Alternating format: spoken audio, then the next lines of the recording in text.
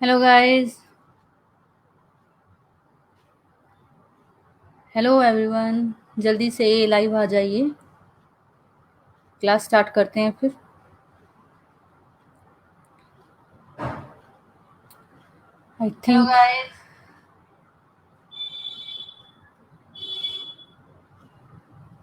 Yes.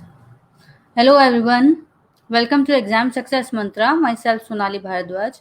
Guys, कल हम लोगों ने चैप्टर 1 किया था सोशल स्टडी का। ठीक है, हिस्ट्री की क्लास सिक्स की जो हिस्ट्री है वो स्टार्ट करवा चुकी हूँ मैं। फर्स्ट चैप्टर किया था। ठीक है, आज हम करेंगे सेकंड और थर्ड चैप्टर। गाइस देखिए, आप लोगों को मैंने बोला है पहले भी, पिछली वीडियो में मैंने बोला था कि जितना मैं आप लोगों को करवाती हूँ एटलीस्ट आप लोग उतना ज़रूर करें। उनको घर जाकर एक बार, घर पे एक बार जब ये सेशन खत्म हो जाता है तो एटलीस्ट एक बार उसको दोबारा से रिवाइज करें, जिससे कि वो आपके माइंड में जो है वो बैठ जाए। ठीक है, तो गाइस स्टार्ट करते हैं अगला हम लोगों का चैप्टर। बट उससे पहले थोड़ी सी रिवीजन कर लेते हैं पीछे की, बिकॉज जो आज नए स्टूडेंट हमारे साथ जुड़े होंगे, ठीक है, उन लोगों के लिए थोड़ा सा बेनिफिट हो जाएगा और आप लोगों की भी रिवीजन हो जाएगी जिन्होंने कल मेरी वीडियोस देखी हैं। ठीक है, तो आज दोबारा हम स्टार्ट करते हैं। फर्स्ट चैप्टर को थोड़ा सा देख लेते हैं। ठीक है, देखिए, हिस्ट्री की बुक के बारे में आप लोगों को मैंने बता दिया था। ठीक है, कि एक चैप्टर के अंदर आपको क्या क्या मिलेगा। उसमें उसका इंट्रोडक्शन है, उसके पार्ट्स हैं। ठीक है, एक चैप्टर के उसके अंदर आप लोगों को मिलेगा कि डेफिनेशन है, सोर्स कहाँ से उन्होंने लिया है, स्रोत बुक्स वो मिलेंगे। अन्यत्र नाम की एक जगह मिलेगी। ठीक है, उपयोगी शब्द यानी के कीवर्ड्स जो हैं वो दिखाई देंगे, इंपॉर्टेंट है, करिएगा उसको। प्रश्न और गतिविधियां, एक्टिविटीज और कल्पना करो का एक पार्ट। ये जो कल्पना करो का जो गाइस पार्ट है इसके अंदर, ठीक है, एक पार्ट जो है इसमें कल्पना करो, उससे क्वेश्चन बनकर आता है आप लोगों का सोशल स्टडी की पेडागोजी के अंदर। ठीक है, ये भी आप लोगों को करवाऊंगी पेडागोजी, बट पहले एनसीईआरटी कंप्लीट करवा लेते हैं। ठीक है, तो आप लोग ये देखिए, मैंने अभी क्या करवाया था कल, थोड़ा सा फर्स्ट उसको रिवीजन कर लेते हैं। ठीक है, सबसे पहले जो लोग थे वो कहाँ पर आकर बसे थे, नर्मदा नदी के तट पर, और वो कुशल संग्राहक थे। संग्राहक का मतलब चीजें इकट्ठी करके रखने वालों को संग्राहक कहा जाता है। क्योंकि उस टाइम पर क्या था गाइस, कृषि का विकास नहीं हुआ था, लोग खेती करना नहीं जानते थे, तो जितनी चीजें उनको मिलती थी वो उसको अपने पास इकट्ठा करके रखते थे अपने फ्यूचर यूज के लिए। ठीक है, तो इस वजह से उनको संग्राहक कहा जाता था। राइट, गंगा और इसकी नदियों के किनारे जो नगर बसे थे, कब थे वो, 2500 साल पहले। और उसके आसपास का सबसे जो प्रसिद्ध नगर था, शक्तिशाली नगर था, वो था मगध। ठीक है, उसका उदय भी, उसका आप लोगों को उसकी एग्जिस्टेंस भी 2500 साल पहले की मिलेगी। ठीक है, अब ये मैंने बता दिया। ठीक है, मगध के नाम से जाना जाता था 2500 साल पहले। सबसे पहले गेहूं और जौ की खेती उत्तर पश्चिम की सुलेमान और किरथर की पहाड़ियों पे 8000 साल पहले। ठीक है, सबसे पहला पशु, पालतू पशु, कुत्ता, भेड़, बकरी, गाय। इसमें से पहला डोमेस्टिक एनिमल कौन सा बना था हमारा, कुत्ता। ठीक है, ये बता दिया था। चावल की खेती उत्तर पूर्व में गारो और मध्य में विंध्य की पहाड़ियां। आरंभिक नगर यानी कि सबसे पहले नगर जो थे वो कहाँ बसे थे, सिंधु और उसकी सहायक नदियों पर 4700 साल पहले। ठीक है, इंडिया, इंडस शब्द से निकला है, संस्कृत में सिंधु कहा गया। और इसमें एक इंपॉर्टेंट पॉइंट है कि भरत नाम का जो यूज है, ठीक है, इसका जो प्रयोग है, इसका उल्लेख जो है हमको ऋग्वेद में भी मिलता है। ठीक है, यानी कि ऋग्वेद में भी हमको भरत नाम का जो वर्ड है वो दिखाई दे जाएगा। पांडुलिपि, इंग्लिश में मैन्यूस्क्रिप्ट कहते हैं। मेन्यू का मतलब है हाथ, तो क्या मतलब हुआ, हाथ से लिखी हुई जो चीज होगी उसको उस टाइम पे पांडुलिपि का नाम दिया गया। ठीक है, ये किस चीज से बनती थी, हिमालय में उगने वाला एक पेड़ था जिसका नाम था बुर्ज, उसकी छाल से तैयार करके भोजपत्रों पर लिखी मिलती थी। ठीक है, पेड़ का नाम मत भूलिएगा। अभिलेख क्या होता था, देखिए आप लोगों ने अशोक के अभिलेखों का जिक्र सुना होगा, कोई जाकर शायद अगर किसी ने देखा भी हो। ठीक है, तो अभिलेख क्या होता है कि कोई भी पत्थर के ऊपर कोई चीज उकेरना, ठीक है, उसको लिखना, उसके जो उपदेश थे, ठीक है, बुद्ध के जो उपदेश हैं उनको उकेरना, वो अभिलेख के अंदर आता है। ठीक है, बुद्ध के उपदेश थे उन्होंने उकेरे थे, ठीक है। और अशोक के उनके जो अभिलेख हैं वो भी आज पाए जाते हैं, देखे होंगे, बुक में देखे होंगे, उनकी पिक्चर देखी होगी। तो अभिलेख क्या है कि पत्थर पर या धातु पर कोई कठोर चीज पर उकेरना, लिखना, ठीक है। उकेरना यानी कि छेनी और हथौड़े से उकेरना, लिखना नहीं। पुरातत्वविद और इतिहासकार में क्या अंतर था? पुरातत्वविद वो थे जो पत्थर और ईंट से बनी इमारतों, चित्रों और मूर्तियों का अध्ययन करते थे, ठीक है। और इतिहासकार यानी कि इतिहास का अध्ययन करने वाले, इतिहास हमारा पास्ट में चला जाता है तो अतीत का अध्ययन, पास्ट अतीत, ठीक है। तो इस तरीके से आप जोड़कर इसको याद कर सकते हैं। इतिहासकार और पुरातत्वविद में अंतर है, ये दोनों एक नहीं है। इतिहासकार जब कोई भी चीज, ठीक है, कोई भी चीज का वो अध्ययन करते थे तो वो सोर्स के रूप में किसको यूज करते थे? पांडुलिपि, अभिलेख। और पुरातत्वविदों ने जो चीजें इकट्ठी करी थी, कौन कौन सी चीजें थी? इमारतें हैं, मूर्तियां हैं, बर्तन हैं, आभूषण हो गए, चित्र हो गए, उन सब का अध्ययन करने वालों को क्या कहा जाता था? इतिहासकार। और इन सबको वो क्या कहते थे? स्रोत वर्ड का यूज करते थे, यानी कि सोर्स, स्रोत वर्ड का इनका यूज किया जाता था। ये सोर्स वर्ड जो है इसको याद रखिएगा अपना, ठीक है। बीसी बिफोर क्राइस्ट, ईसा के जन्म से पहले। एनो डोमिनी, ईसा के जन्म का वर्ष। CE common era, BCE before common era, BP before present. AD की जगह सीई का यूज होता है और बीसी की जगह बीसीई बिफोर कॉमन एरा, ठीक है। सीई और बीसीई विश्व के अधिकांश देशों के कैलेंडर में पाया जाता है। कारतूस क्या था गाइस? एक राजा रानियों का फ्रेम, जो उनका जो चित्र है, ठीक है, एक फ्रेम को कारतूस का नाम दिया गया जिसके अंदर उनका चित्र लगाया जाता था, राइट। आई थिंक ये आप लोगों का हो गया है, समझ में आ गया होगा। कृषि का आरंभ सबसे पहले 8000 साल पहले हमें देखने को मिलता है। सिंधु सभ्यता के प्रथम नगर 4700 साल पहले। गंगा नदी, गंगा घाटी के नगर, मगध का पहला बड़ा राज्य 2500 साल पहले। मगध का राज्य कहाँ पे था? गंगा नदी जो थी, दक्षिण का जो एरिया था उसके आसपास का जो एरिया है उसको मगध के नाम से जाना जाता है। सबसे पहला शक्तिशाली राज्य जो था वो मगध था, जो कि गंगा नदी के आसपास के एरिया में था, दक्षिण की तरफ में, ठीक है। आप लोगों ने देख लिया होगा मैप भी, ठीक है। सिंधु, इसकी सहायक नदियां कौन कौन सी हैं? रावी, चेनाब, झेलम, सतलुज और व्यास। इसमें से क्वेश्चन बनकर आया था, ठीक है, इसलिए बताया है मैंने ये। आज हम स्टार्ट करेंगे लेसन नंबर 2, आखेटक खाद्य संग्राहक, ठीक है। आखेटक खाद्य संग्राहक क्या है? भोजन का इंतजाम करने की विधि के आधार पर उन्हें इस नाम से जाना जाता है। यह एक जगह से दूसरी जगह पर घूमते रहते थे। देखिए नाम से पता चल रहा है, खाद्य यानी खाना, संग्राहक इकट्ठा करने वाले, ठीक है, खाना इकट्ठा करने वाले। आखेटक खाद्य संग्राहक कि वो लोग जो एक जगह ना रहकर अलग अलग जगह पर अपना अलग अलग मौसम में अलग अलग टाइम पीरियड पे वो एक जगह से दूसरी जगह पर जाते थे, सिर्फ किसके लिए? भोजन की तलाश में, अपने खाने के लिए। क्यों? क्योंकि उस टाइम पर खेती का जो आरंभ था, विकास था, वो नहीं हुआ था, लोग खेती करना नहीं जानते थे, तो अपने जो आसपास की जो चीजें थी ना उसी के ऊपर वो निर्भर रहते थे, ठीक है। तो अब इनके कारण क्या थे? देखिए पेपर में इसके कारण भी आया है और आखेटक खाद्य संग्राहक ये डेफिनेशन भी आई थी कि क्या कहा जाता था इनको, ठीक है। तो कारण कौन कौन से थे, ये क्यों घूमते थे? पहला था भोजन की तलाश में, ठीक है, क्योंकि उन लोगों को खेती करना नहीं आता था, पालतू पशु नहीं बनाए हुए थे उस टाइम पर, कोई ऐसा पशु नहीं था।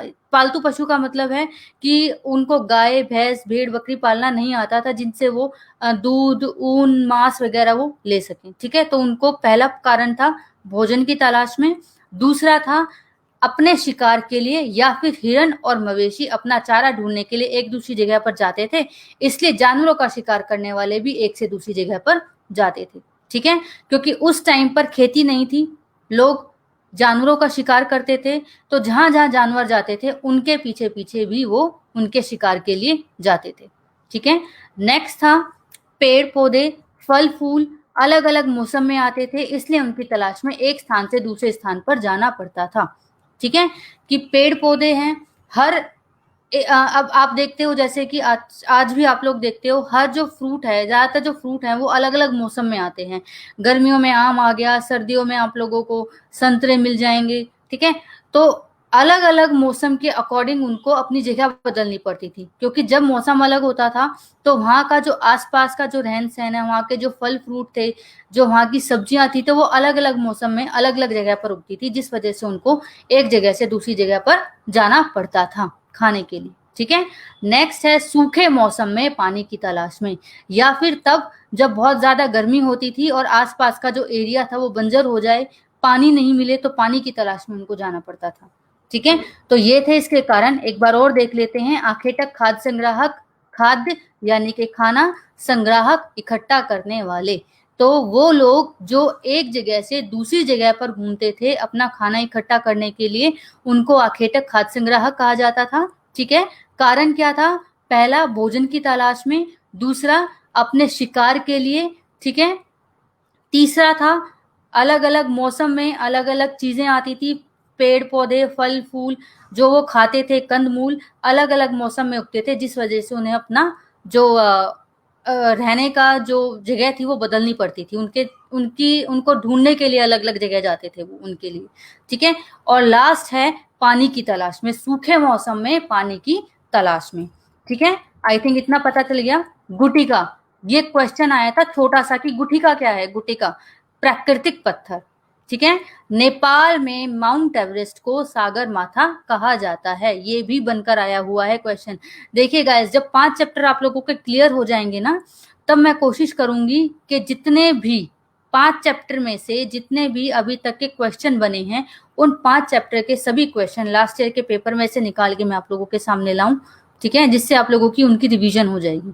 तो इनको अच्छे से करते जाइए, आप लोगों को उनके आंसर देना इजी पड़ेगा। ठीक। अब है, भारत में हाल में ही समाप्त बीमारी कौन सी है? पोलियो। Okay guys. नेक्स्ट है आखेटक खाद्य संग्राहक। अब देखिए क्वेश्चन क्या आया था, एक उद्योग स्थल और दूसरा था आवासीय उद्योग स्थल। उद्योग आप लोगों को पता है, उद्योग किसे कहते हैं? जहां पे कल कारखाने लगा लो। ठीक है। जहां पे उद्योग करते हैं, जहां काम किया जाता है। ठीक है। जहां पे काम किया जाता है, जहां व्यापार किया जाता है, या जहां पर लोग कोई चीज बनाए, उसको उद्योग के नाम से, उसको मतलब उद्योग उनका एक तरीके से समानार्थी लगा के चलो। ठीक है। उद्योग का मतलब यही हुआ। और स्थल यानी कि जगह, कि जहां पर वो अपना कोई काम करे। ठीक है। तो उसको क्या कहा है? उद्योग स्थल। आखेटक खाद्य संग्राहक जो थे, पत्थरों से औजार बनाते थे। ठीक है। और जहां वो औजार बनाते थे उस जगह को उद्योग स्थल कहा जाता था। जैसे आज के टाइम में फैक्ट्रीज हैं। ठीक है। वहां पे जाके लोग काम करते हैं, चीजों का प्रोडक्शन करते हैं। इसी तरीके से आखेटक खाद्य संग्रह क्या करते थे? औजार बनाते थे पत्थरों के। ठीक है। और जहां जाकर वो औजार बनाते थे उस जगह को उद्योग स्थल कहते थे। और कभी कभी क्या होता था, आंधी है, तूफान है, बारिश है, मौसम खराब हो गया, या किसी वजह से घर नहीं जा पाते थे, तो कुछ टाइम के लिए, ठीक है, कुछ टाइम पीरियड के लिए वो वहां पर रुकते भी थे। ठीक है। जैसे कि आजकल ये लगा लीजिए, अगर आज से हम कंपेयर करें कि कुछ आप लोगों को फैक्ट्रीज में क्वार्टर्स भी मिलेंगे, सर्वेंट क्वार्टर्स भी मिलते हैं। ठीक है। लोग वहां पर रहते भी हैं, राइट। तो इसी तरीके से अगर उस टाइम पे, ठीक है, लोग वहां पर रहते थे किसी भी कारणवश, तो उसको आवासीय उद्योग स्थल कह दिया जाता था। ठीक है। देखिए दोबारा एक बार, जहां आखेटक खाद्य संग्राहक पत्थरों से औजार बनाते थे उस जगह को उद्योग स्थल कहते हैं। कभी कभी लोग यहाँ आकर औजार बनाने के साथ साथ कुछ ज्यादा समय तक रहा करते थे। ऐसे स्थलों को आवासीय उद्योग स्थल कहते हैं। ठीक है। कि वहां पे काम भी करते थे, बट किसी कारणवश उनको कुछ टाइम के लिए वहां पे रुकना भी पड़े, 1 महीना, 15 दिन, हफ्ता, तो उसको आवासीय उद्योग स्थल कहा जाता था कि उनको थोड़े टाइम पीरियड के लिए वहां पे रुकना पड़ा। आवासीय पुरा स्थल उन्हें कहते हैं जहां लोग रहा करते थे। इनमें गुफा, कंदराएं आती हैं। ये गुफाएं विंध्य व दक्कन की पर्वतीय इलाकों में मिलती हैं जो नर्मदा नदी के पास हैं। ठीक है। आवासीय पुरा स्थल, पुरा स्थल यानी कि पुरानी जगह, स्थल जगह। ठीक है। कौन सी थी? गुफा और कंदराएं। अब देखिए गलत नहीं करिएगा, आवासीय उद्योग स्थल और आवासीय पुरा स्थल में डिफरेंस है। उद्योग स्थल यानी कि काम करने की उनकी जगह जहां पर वो रहते थे। ठीक है। और पुरा स्थल पुरानी जगह, जैसे कि गुफा हो गई, कंदराएं हो गई। ठीक है। पुराना स्थल, पुरा स्थल। तो जहाँ पे गुफा हो गई, कंदराएं हो गई, जहाँ पर वो रहते थे, और ये कहाँ पाई जाती थी? विंध्य और दक्कन के पर्वतीय इलाकों में मिलती थी, जो आज नर्मदा नदी के पास स्थित है। ठीक है, आप लोगों को इतना समझ में आ गया। नेक्स्ट है पुरास्थल। किनको कहा जाता था? जहां औजार, बर्तन, इमारतें जैसी वस्तुओं के अवशेष मिले, जमीन के ऊपर, अंदर, कभी कभी समुद्र व नदी तट में भी पाए जाते हैं। ठीक है, पुरास्थल किन किन को कहा गया है? कि वो जगह जहां पर खुदाई में कोई चीजें मिली, खुदाई में मिली, या जमीन के नीचे, पानी के नीचे मिली, या फिर ऊपर ही मिली जमीन के, इमारतें हो गई पुरानी, तो इन सब चीजों को जहां पर ये चीजें मिली उस जगह को कहा गया है पुरा स्थल। ठीक है, पाषाण औजारों का निर्माण। ठीक है, अब आखेटक जो खाद्य संग्राहक थे वो पत्थर से औजार बनाते थे। किसके लिए बनाते थे? शिकार करने के लिए। ठीक है, नुकीले पत्थर जो थे उनको बनाया जाता था ताकि वो आसानी से जो मांस है उसको चीर फाड़ सके। उनका औजार बनाते थे पत्थरों से। दो तरीके से बनाते थे, ये क्वेश्चन भी आ चुका है गाइस, कि दो तरीके से बनाते थे। पहला, पत्थर से पत्थर को रगड़कर शल्क निकालना और वांछित आकार देना, यानी कि एक पत्थर लिया और उसको दूसरे पत्थर से रगड़ते थे, और तब तक रगड़ते थे जब तक कि उनका मनचाहा आकार उसको नहीं मिलता था। ठीक है, यानी कि एक पत्थर से दूसरे पत्थर को तोड़ना। दूसरी बात है दबाव शल्क तकनीक द्वारा। दबाव शल्क यानी कि जिसमें पत्थर पर हड्डी या पत्थर रखकर हथौड़ी नुमा चीज से शल्क निकाले जाते और पत्थर को औजारों का रूप दिया जाता। जैसे कि आप लोग देखते हो कि कोई भी चट्टान है, कोई भी पत्थर है, उसको मूर्ति के रूप में आज के टाइम में कैसे बनाया जाता है? कि एक छैनी लिया, उसके ऊपर हथौड़े से वार करके उसमें छोटे छोटे जो शल्क हैं, यानी कि उसकी जो लेयर्स हैं वो निकाली जाती हैं, और उसको जिस रूप में उसको ढालना होता है, मूर्तिकार उसको उस रूप में डालता है। तो उस तकनीक को, उस जो टेक्निक है उसको क्या कहा जाता है? दबाव शल्क तकनीक। और वही चीज ये करते थे। उस टाइम पे औजार नहीं थे, बट वो औजार के रूप में क्या लेते थे? हड्डी या उसके ऊपर पत्थर रखकर, कोई भारी चीज होती थी हथौड़े के जैसी, उससे लेयर्स निकाली जाती थी और उसको औजारों का रूप दिया जाता था। ठीक है, तो पाषाण औजारों का निर्माण दो तरीके से हुआ। पत्थर से पत्थर को रगड़कर शल्क निकालना और वांछित आकार देना, और दूसरा है दबाव शल्क तकनीक द्वारा, जिसमें पत्थर पर हड्डी या पत्थर रखकर हथौड़ी नुमा चीज से शल्क निकाले जाते हैं। ठीक है, और पत्थर को औजारों का रूप दिया जाता है। ठीक है, अब देखिए आरंभिक काल। ठीक है, आरंभिक काल, पुरा पाषाण काल कब था? 12,000 साल पहले। पुरा यानी कि पुराना, पाषाण यानी कि पत्थर। यह नाम पुरा स्थलों से प्राप्त पत्थर के महत्व को दर्शाता है। तो पुरा पाषाण काल में हमें क्या मिले थे? पत्थर मिले थे। इस चीज को ध्यान रखना। कब था? 12,000 साल पहले। अब पुरा पाषाण कालों को 3 भागों में बांटा जाता है। ठीक है, पहला आरंभिक काल, फिर मध्यकाल और उसके बाद उत्तर काल। और 99% कहानी जो है वो पूरा पाषाण काल के अंदर ही घटित हुई है। यानी कि जैसे कृषि का विकास हो गया, औजारों का निर्माण हो गया।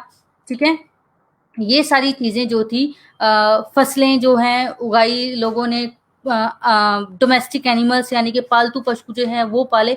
तो 99% जो कहानी है इतिहास की वो इसी के मध्य में, यानी कि विकास की जो कहानी है, डेवलपमेंट जो हुआ था वो मोस्टली इसी टाइम पीरियड के अंदर हुआ था। लोगों ने इसी टाइम पीरियड के अंदर बहुत सी चीजें सीखी थी। ठीक है, पूरा पाषाण काल के दौरान चतुर्मुर्ग होते थे। ये ध्यान रखिएगा, पूरा पाषाण में कौन सा जानवर मिला है? तो वो है चतुर्मुर्ग। उस टाइम का जानवर पाया गया है। ठीक है, नेक्स्ट है जिस काल में हमें पर्यावरणीय बदलाव मिलते हैं उसे मेसोलिथ यानी कि मध्य पाषाण युग कहते हैं। ठीक है, मेसोलिथ, मध्य पाषाण युग, पर्यावरण के बदलाव। पूरा पाषाण काल में हमें क्या मिला? पत्थर मिले पुराने टाइम के। अब पर्यावरणीय बदलाव हमें किसमें मिला? मध्यकाल में, और ये था 12,000 से 10,000 साल पहले। रिमेंबर, टाइम पीरियड हमेशा रिमेंबर रखिएगा इसका। ठीक है, इस काल के दौरान पाषाण औजार बहुत छोटे थे जिन्हें माइक्रोलिथ कहा गया, यानी कि लघु पाषाण। नाम से पता चल रहा है, लघु यानी कि छोटा, पाषाण यानी कि पत्थर। यहाँ पे इस टाइम पीरियड के अंदर क्या था? औजार जो थे वो बहुत छोटे थे, पत्थर के औजार, लघु पाषाण। ठीक है, नव पाषाण युग 10,000 साल पहले। टाइम पीरियड हमेशा याद रखिएगा। शैल चित्रकला, शैल हो गया यानी कि पत्थर, ठीक है, शैल कोई चट्टान है, कोई पत्थर है बड़ा, उसको शैल कहा गया। उसके ऊपर कोई भी चित्रकला यानी कि एक तरीके से अरे चित्रकला का ड्राइंग एक तरीके से जिसको कह देते हैं, ठीक है, चित्रकला, शैल चित्रकला, उसके ऊपर कोई चीज उकेरनी, उसके ऊपर ड्राइंग बनानी, ठीक है। मध्य प्रदेश और दक्षिणी उत्तर प्रदेश की गुफाओं में चित्र जो मिले हैं, ठीक है। जंगली जानवरों का बड़ी कुशलता से सजीव चित्रण किया गया है। नेक्स्ट है, हुंगसी में अधिकांश औजार चूना पत्थर से बनाए जाते थे। एज इट इज आप लोगों का क्वेश्चन आया था, ठीक है। हुंगसी में जो औजार थे वो चूना पत्थर से बनाए जाते थे। गुटिका यानी कि प्राकृतिक पत्थर। नेक्स्ट आता है आप लोगों का महत्वपूर्ण स्थल कौन कौन से हैं। देखिए, इससे पहले आप लोग एक चीज और देखिए, ये जो आप लोगों का मैप है, ये सेम वही मैप है जो मैंने इसके अंदर लिखा हुआ है, ठीक है। अब इनमें से क्वेश्चन आता है गाइस, एक डेफिनेटली आता है, 100% क्वेश्चन बनता है इसमें से, और हर बार आता है, ठीक है। कई बार आप लोगों को दे देंगे कि इनमें से पूरा पाषाणिक स्थल कौन सा है, या फिर कोई दे देंगे वर्ड जैसे कि कुरनूल की गुफाएं, ये कौन सा टाइम पीरियड के अंदर था, पुरा पाषाणिक था, महापाषाणिक था, नवपाषाणिक था, क्या था ये, या आरंभिक गांव, ठीक है। तो आप लोगों को ये अच्छे से याद होने चाहिए, बिल्कुल अच्छे से रिवाइज करिए, 2-3 बार लिख के याद करिए, बट याद करिए, ठीक है। पुरा पाषाणिक पुरा स्थल भीमबेटका, हुंगसी, कुरनूल की गुफाएं, ठीक है।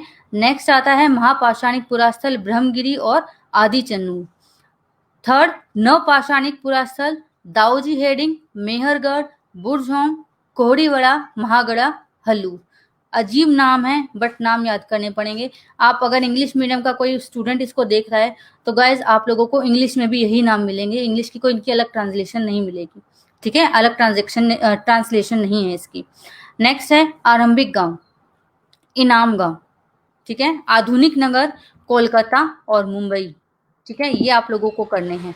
नीचे एक बार और मैंने चार्ट बनाया था, पुरा पाषाण युग जो है 12,000 से 20 लाख साल पहले, उसके बाद आया मध्य पाषाण युग 10,000 से 12,000 साल पहले, और फिर है नव पाषाण युग 10,000 साल पहले, ठीक है। आधुनिक नगर कोलकाता मुंबई, और घास वाले मैदान कब थे गाइस, 12,000 साल पहले, ठीक है।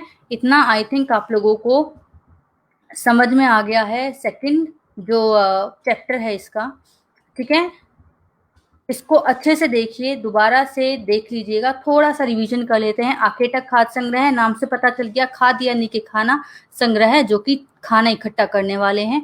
अब वो एक जगह से दूसरी जगह पर घूमते थे खाना इकट्ठा करने के लिए।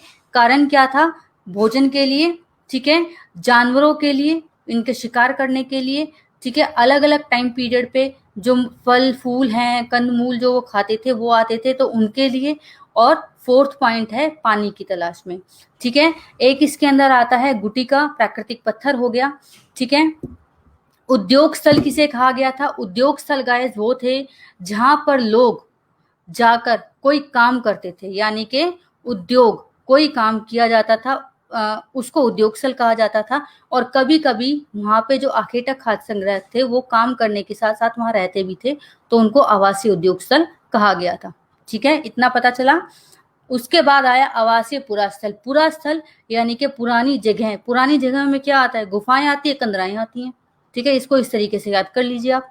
तो कहाँ पाई जाती थी ये, विंध्य की और दक्कन की पर्वतीय इलाकों में मिलती थी, ठीक है। पुरास्थल से हमें क्या क्या मिले हैं, औजार मिले हैं, मिट्टी के बर्तन हैं, पुरानी चीजें, आभूषण हो गया, चित्र हो गए, मूर्तियां हो गया, ये सब पाई जाती हैं, ठीक है।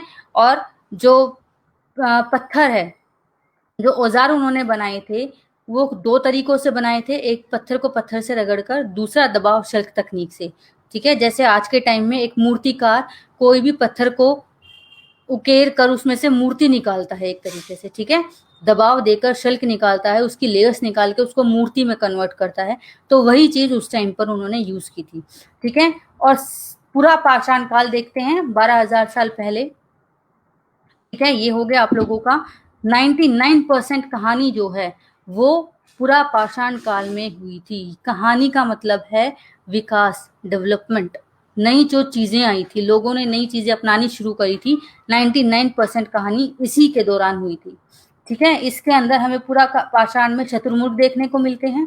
मध्य पाषाण युग कब हुआ था? 12,000 साल पहले। इसमें क्या हमें मिले? पर्यावरण के बदलाव। ठीक है, माइक्रोलिथ यानी कि लघु पाषाण, नाम से पता चल जाता है, लघु छोटा पाषाण पत्थर, छोटे औजार जो थे पत्थरों के हमें मिले लघु पाषाण काल में।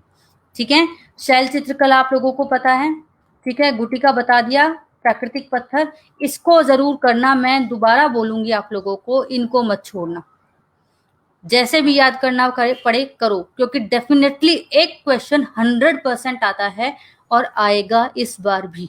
आप लास्ट ईयर के पेपर उठा के देखिए, मोस्टली पेपर में, अगर साल में 2 बार पेपर होते हैं तो उसमें से एक बार इसमें से क्वेश्चन जरूर बनता है। ठीक है, नेक्स्ट गाइस याद करते हैं, ये वही है। ठीक है, पुरा पाषाणिक पुरास्थल मैंने ऊपर लिखे हुए थे। आरंभिक गांव, इनाम गांव हो गया। आधुनिक नगर कौन से थे हमारे? मुंबई थे, कोलकाता था। ठीक है, ये सब आप लोगों को याद करने हैं, दोबारा से चार्ट देख लीजिएगा।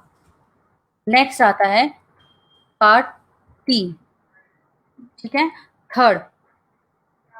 उसके बाद देखते हैं थर्ड जो पार्ट है, इसमें है भोजन, संग्रह से उत्पादन तक। अब नाम से आप लोगों को चैप्टर का पता चल रहा है। ठीक है, कि संग्रह करना खाने का, उसको इकट्ठा करना, उनको संग्रह करके रखना, और भोजन को उगाना, उत्पादन करना उसका। ठीक है, यानी कि इस चैप्टर में हमें क्या मिलेगा कि भोजन को किस तरीके से लोगों ने इकट्ठा करा, ठीक है, करना शुरू किया, किस किस तरीके से, क्या क्या वजह थी उनको इकट्ठा करने की, कि उनको भोजन अपना इकट्ठा करके रखना पड़ता था।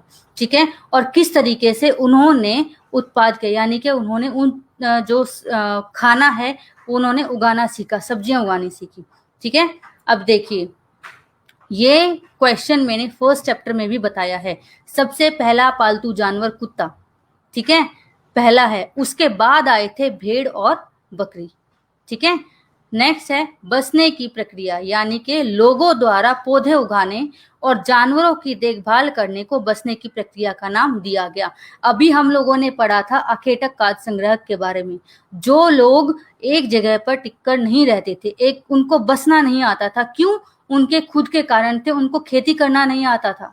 ठीक है, लेकिन बाद में क्या हुआ, लोगों ने पौधे उगाना शुरू किया, जानवरों को पालतू बनाया। ठीक है, जैसे भेड़ हो गई, बकरी हो गई, इनसे दूध, ऊन वगैरह, मांस जो है ये प्राप्त किया। उन्होंने जानवरों को पालतू बनाना शुरू किया। जब चीजें उनके पास एक ही जगह पे मिलने लगी तो लोग एक ही जगह पर उन्होंने बसना शुरू कर दिया लोगों ने। ठीक है, तो ये कब हमें देखने को मिला था? 12,000 साल पहले। और 12,000 साल पहले कौन सा काल मैंने आप लोगों को बताया था? पूरा पाषाण काल। ठीक है ना, जिसमें 99% जो कहानी है वो घटित हुई थी। आई थिंक अभी अभी आप लोगों ने पढ़ा है तो याद होगा। ठीक है, नेक्स्ट है कृषि के लिए अपनाई गई सबसे प्राचीन फसल। सबसे पहले जो लोगों ने कौन सी फसल उगाना सीखा था, वो था गेहूं और जौ। अगर क्वेश्चन, आई थिंक ये क्वेश्चन भी आ चुका है जहां तक मेरे माइंड में है, कि कृषि के लिए सबसे पहली फसल कौन सी थी? गेहूं और जौ की थी। उसके बाद दूसरी चीजें लोगों ने धीरे धीरे करके उगानी शुरू करी। जैसे सबसे पहला जानवर जो था उन्होंने पालतू बनाया था, कुत्ता। ठीक है, इसी तरीके से सबसे पहले उन्होंने गेहूं और जौ उगाने सीखे थे। ठीक है, अब ये क्वेश्चन आ चुका है गाइस, अनाज का उपयोग। अब जैसे जैसे उन्होंने खेती करी, उनके पास अनाज आया, ज्यादा हो गया।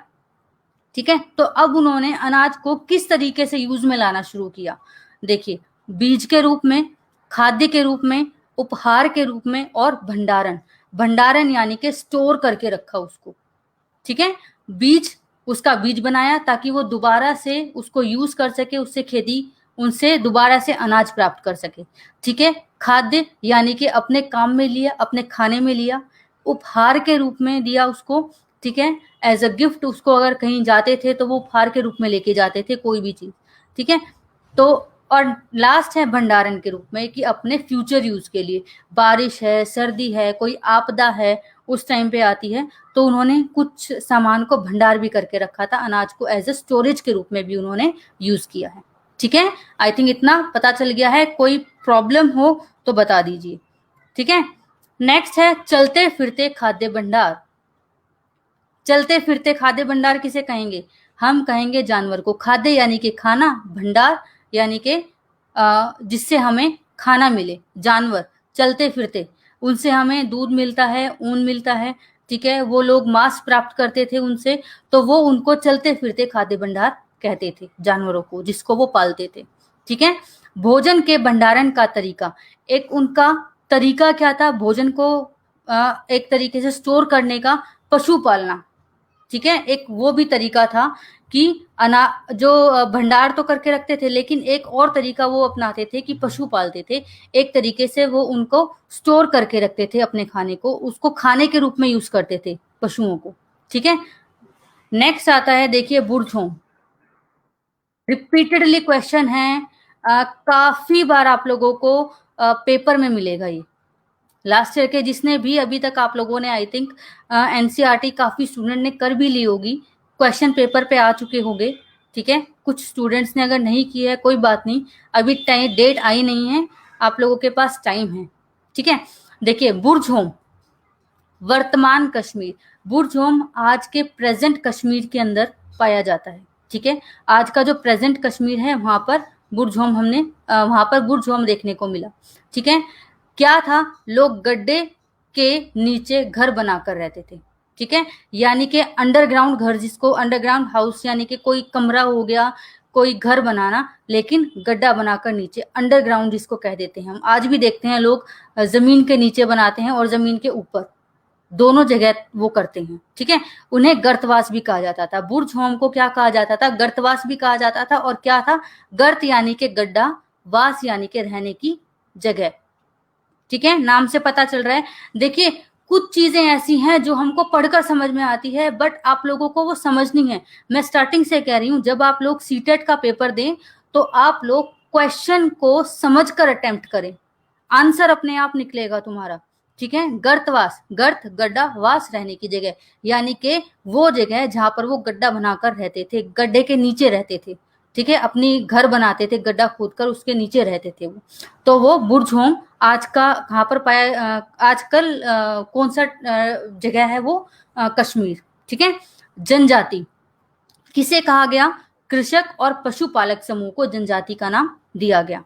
नेक्स्ट आता है गाइस मेहरगढ़, ईरान जाने वाले सबसे महत्वपूर्ण रास्ते, बोलन दर्रे के पास हरा भरा समतल स्थान।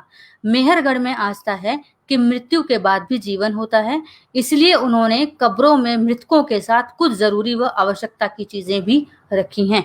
आप लोगों ने अगर बुक में देखा होगा तो उसमें जो कब्र हैं, ठीक है, उसके अंदर मटके रखे हुए हैं, यानी कि छोटे मोटे, जो उनका मानना था कि भाई मरने के बाद भी लोगों में जीवन है, जहां वो जाते हैं वहां पर उनका खुद का एक अलग जीवन है। तो उनके उपयोग के लिए जो जो चीजें थी, आभूषण हो गया, ठीक है, कपड़े हो गए, बर्तन हो गए, कोई कोई तो उसमें मवेशी यानी कि जो जानवर होता था वो भी उसमें दफन कर दिया जाता था कि ये आगे जाकर जिस दुनिया में ये जा रहा है वहां पर इसको इसकी जरूरत जरूर पड़ेगी। तो कभी उसके अंदर कहीं कहीं तो जो कब्र हैं उसमें जानवर भी दफन मिले हैं, ठीक है। तो मेहरगढ़ के अंदर ये चीजें थी। कहाँ पे? ईरान जाने वाले महत्वपूर्ण रास्ते, बोलन दर्रे के पास हरा भरा समतल स्थान था। मेहरगढ़ में आस्था थी कि मृत्यु के बाद भी जीवन होता है, जिस वजह से कब्रों के अंदर जो आदमी मर जाता था उसको उसकी जरूरत के सामान के साथ दफनाया जाता था, ठीक है। नेक्स्ट आता है दाऊजी हेडिंग, इससे भी क्वेश्चन बनकर आ चुका है, ठीक है। काष्ठ आश्रम, फोर्थ पॉइंट है इसका गाइस, ये भी आया है। तो दाऊजी हेडिंग से हमें काष्ठ आश्रम मिला है, जेटराइट पत्थर मिला है, खरल और मूसल जैसे उपकरण मिले हैं। देखिए फर्स्ट पॉइंट से देखते हैं दोबारा। पूरा स्थल चीन और म्यांमार की ओर जाने वाले रास्ते में ब्रह्मपुत्र की घाटी के एक पहाड़ी पर है, ठीक है। खरल और मूसल जैसे उपकरण मिले हैं, ठीक है। अगर आता है कि ये कहाँ से मिला है तो ये दाऊजी हेडिंग के अंदर है, ठीक है। दाऊजी हेडिंग यानी कि एक जगह थी, ठीक है, उसके अंदर मिला है काष्ठ आश्रम। काष्ठ यानी कि लकड़ी, ठीक है, जो एक ऐसी पुरानी लकड़ी जो कि सूख कर बिल्कुल पत्थर हो गई, ठीक है, सख्त होकर पत्थर बन गई है, उसको काष्ठ आश्रम कहा जाता है, ठीक है। काष्ठ यानी कि लकड़ी। आप लोगों को आई थिंक इतनी हिंदी आती होगी, जो हिंदी मीडियम के स्टूडेंट हैं वो समझ गए होंगे, ठीक है। नेक्स्ट आता है गांव। अब गांवों की क्या विशेषताएं थी? गांवों की यह विशेषता है कि वहां रहने वाले अधिकांश लोग भोजन उत्पादन में लगे होते हैं। ठीक है। नेक्स्ट है मेहरगढ़ में बस्ती का आरंभ 8000 साल पहले। ठीक। तो ये था गाइस आज की आपकी क्लास सेकंड और थर्ड चैप्टर की। तो प्लीज दोबारा से इसको अच्छे से करिएगा। मैं आपसे दोबारा कहती हूँ कि जितना मैं आप लोगों को करवा रही हूँ ना, एटलीस्ट उतना आप अपना जरूर करिए। ठीक है। जिससे कि क्या है गाइस, आप लोगों की रिवीजन हो जाती है। आप लोग अगर मुझे देख रहे हैं, आप मुझे सुन रहे हैं, ठीक है, तो आप लोगों ने ये वीडियो पूरी देखी है। आप इसको दोबारा देखिए, जो नोट्स हैं उनको अच्छे से देखिए, पढ़िए। ठीक है। चाहे आवाज मेरी म्यूट कर दीजिए जब आप दोबारा रिवीजन कर रहे हैं, तो सिर्फ आप लोगों को जो नोट्स हैं वही दिखाई देंगे। जिससे क्या होगा, आप लोगों की रिवीजन हो जाएगी, आपके माइंड में वो चीजें सेट हो जाएंगी। और एक चीज और कहना चाहती हूँ, ये गाइस एनसीईआरटी के नोट्स हैं। ठीक है। इन फ्यूचर अगर कोई भी वैकेंसी निकलती है DSSB की, तो आप लोगों को एनसीईआरटी पढ़नी पड़ेगी। ठीक है। टीजीटी के लिए आप लोगों को एनसीईआरटी जरूर पढ़नी है, वो पढ़नी पड़ेगी, क्योंकि DSSB जो है आप लोगों की एनसीईआरटी में से मोस्टली क्वेश्चन देता है। तो अब अगर आप लोग पढ़ रहे हैं तो ये मत सोचिए कि आप लोग सिर्फ सीटेट के लिए पढ़ रहे हैं। ये सोचकर पढ़िए कि आप लोगों को अपनी गवर्नमेंट जॉब की तैयारी करनी है। आप इस तरीके से इसको पढ़िए, अच्छे से रिवाइज करिए कि आप लोग अगर दोबारा कभी भी बुक उठाते हैं तो दोबारा आपको सिर्फ रिवीजन की जरूरत पड़े, आपके माइंड में पहले से ये चीजें बैठी रहें, दोबारा से आपको याद करने की जरूरत ना पड़े। ठीक है। आई थिंक आप लोग समझ रहे हैं। मैंने जब अब दोबारा अपना किया था, पेपर दिया था, मुझे प्रैक्टिस हो चुकी है। ठीक है। मैंने जब दोबारा दिया तो मुझे हार्डली 10 डेज लगे थे। 10 to 15 डेज के अंदर अंदर मैंने अपनी सारी रिवीजन खत्म करी थी, बिकॉज मेरे पास इतना टाइम नहीं था। मुझे खुद अपना कोचिंग सेंटर था, वो चला रही थी मैं उस टाइम पर। घर में बहुत रिस्पॉन्सिबिलिटीज हो जाती हैं गाइस शादी के बाद, तो वो भी होता है। तो 10-15 दिन के अंदर अंदर मैंने अपना दोबारा पेपर क्लियर किया। पर क्यों? क्योंकि जब मैंने फर्स्ट टाइम दिया था तो मैंने इस तरीके से प्रैक्टिस करी थी, अच्छे से क्वेश्चन पेपर लेकर। सबसे ज्यादा मैंने एनसीईआरटी पढ़ी थी सोशल स्टडी के लिए। तो वही मैं आप लोगों को प्रेफरेंस दूंगी कि आप लोग इन नोट्स को पढ़ें अच्छे से, और इस तरीके से पढ़ें कि दोबारा आप लोगों को इसको हाथ लगाने की जरूरत ना हो। और जब आप लोगों के एग्जाम साथ में हों, DSSB का एग्जाम आए, तो आप लोगों को बस एक रिवीजन की जरूरत पड़े, देखें और आप लोगों को याद हो जाएगी। ठीक है गाइस, अगर आप लोगों में से किसी का कोई क्वेश्चन है तो डेफिनेटली पूछ सकता है अभी। आई थिंक आप लोगों को क्लियर हो गया होगा जो मैंने बताया। ठीक है। तो कल की क्लास में मिलते हैं दोबारा से 2 बजे ही। तैयार रहिएगा आगे के चैप्टर्स के लिए। आज तक दो क्लासेस में मैंने, आज और कल की में, आप लोगों को हिस्ट्री के बारे में बताया था। ठीक है। फर्स्ट चैप्टर हो गया हमारा, सेकंड हो गया। हिस्ट्री की बुक मैंने आप लोगों को बता दी थी। ठीक है। हिस्ट्री के चैप्टर के बारे में बताया था। अब नेक्स्ट वीडियो में आप लोगों को नेक्स्ट क्लास के अंदर 4 और 5 में भी 2 अगर चैप्टर हो पाते हैं कल, अगर ज्यादा लंबा ना हुआ तो डेफिनेटली मैं फिर 2 चैप्टर लेकर आऊंगी आप लोगों के सामने। ठीक है। तो thank you so much for watching me and have a nice day everyone.